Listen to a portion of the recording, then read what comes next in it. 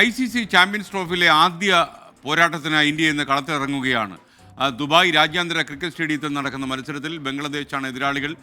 ദുബായിൽ നിന്ന് അരുൺ പാറാട്ടിൻ്റെ റിപ്പോർട്ട്. രാഷ്ട്രീയപരമായ കാരണങ്ങളാൽ ഇന്ത്യ പാകിസ്ഥാനിലേക്ക് ഇല്ല എന്ന് നേരത്തെ അറിയിച്ചതിനാൽ ഇന്ത്യയുടെ മത്സരങ്ങൾ ഹൈബ്രിഡ് മോഡലിൽ ദുബായ് അന്താരാഷ്ട്ര ക്രിക്കറ്റ് സ്റ്റേഡിയത്തിൽ വെച്ചായിരിക്കും നടക്കുക. അതിനായി ഈ മാസം 15-നായിരുന്നു ഇന്ത്യൻ ടീം ദുബായിലെത്തിയത്. കഴിഞ്ഞ ദിവസങ്ങളിലെല്ലാം തന്നെ ടീം ഇവിടെ ദുബായിൽ വിവിധ സ്റ്റേഡിയങ്ങളിൽ പരിശീലനത്തിലായിരുന്നു.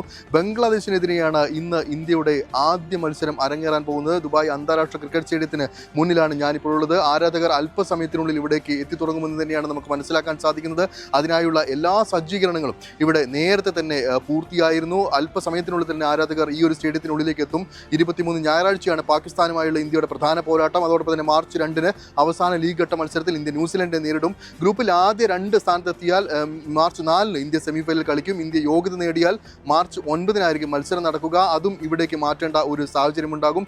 നമുക്കറിയാം, ഇന്ത്യ പാകിസ്ഥാൻ മത്സരത്തിൻ്റെ ഏറ്റവും സുന്ദരമായ ഗാലറികൾ എന്നും UAE തന്നെയാണ്. അതിനാൽ തന്നെ ഞായറാഴ്ച നടക്കുന്ന മത്സരം കാത്തിരിക്കുകയാണ് ലോകം. 30,000-ഓളം ആളുകൾ കളി കാണാൻ സാധിക്കുന്ന കൂറ്റൻ സ്റ്റേഡിയമാണ് എൻ്റെ പുറകിലുള്ള ദുബായ് സ്റ്റേഡിയം. ഇന്ത്യയുടെ ആരാധകരും പാകിസ്ഥാൻ്റെ ആരാധകരും ഏറെയുള്ള UAE ഈ നിറഞ്ഞു കവിഞ്ഞ സ്റ്റേഡിയത്തിൽ ആവേശം അണപൊട്ടുമെന്ന കാര്യത്തിൽ യാതൊരു സംശയമില്ല.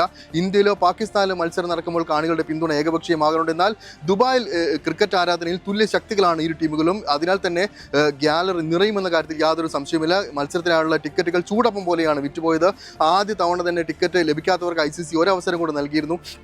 ആരാധകർ ആവേശത്തോടെ കാത്തിരിക്കുന്ന ഇന്ത്യ പാക് മത്സരത്തിന് ടിക്കറ്റിനായി ആവശ്യക്കാർ ഏറെയായിരുന്നു. വിൽപ്പന ആരംഭിച്ചത് മിനിറ്റുകൾക്കുള്ളിൽ തന്നെ ടിക്കറ്റ് വിറ്റുപോകുന്നത് നമ്മൾ നേരത്തെ കണ്ടു. 125 ദിർഹം, അതായത് 3000 ഇന്ത്യൻ രൂപ മുതലായിരുന്നു ഈ ഒരു ടിക്കറ്റിന് ഈടാക്കിയിരുന്ന വില. ചാമ്പ്യനാകാൻ ഏറ്റവും കൂടുതൽ സാധ്യതയുള്ള ടീമാണ് ഇന്ത്യ. അതിനാൽ തന്നെ ഇന്ത്യക്ക് വിജയം ഉണ്ടാകുമെന്ന കാര്യത്തിൽ യാതൊരു സംശയമില്ല. മത്സരത്തിന് നടത്തിപ്പിനായി പഴുതടച്ച സുരക്ഷാ സംവിധാനങ്ങളാണ് അധികൃതർ ഇവിടെ ഏർപ്പെടുത്തിയിരിക്കുന്നത്. സെൽഫി സ്റ്റിക്ക്, അതോടൊപ്പം തന്നെ പവർ ബാങ്ക്, രാഷ്ട്രീയ പാർട്ടിയുടെ കൊടികൾ എന്നിവ ഒന്നും ഈ ഒരു സ്റ്റേഡിയത്തിനുള്ളിൽ അനുവദിക്കില്ല. അതോടൊപ്പം തന്നെ വീഡിയോ ചിത്രീകരണം പാടില്ല എന്നും അധികൃതർ അറിയിച്ചിട്ടുണ്ട്. കൃത്യമായി തന്നെ നിരീക്ഷണ വലയത്തിലായിരിക്കും ഈ സ്റ്റേഡിയം. നിയമം ലംഘിക്കുന്നവരെ പിടികൂടാൻ ആധുനിക സംവിധാനങ്ങൾ തന്നെ ഏർപ്പെടുത്തിയിട്ടുണ്ട് എന്നും ദുബായ് പോലീസ് നേരത്തെ തന്നെ മുന്നറിയിപ്പ് നൽകിയിട്ടുണ്ട്. എന്തായാലും ക്രിക്കറ്റിനായി കാത്തിരിക്കുകയാണ് ക്രിക്കറ്റ് ആരാധകർ. എല്ലാവരും തന്നെ അല്പസമയത്തിനുള്ളിൽ ഈ ഒരു സ്റ്റേഡിയത്തിലേക്ക് കളി ആരംഭിക്കും. ആരാധകർ എത്തിത്തുടങ്ങും.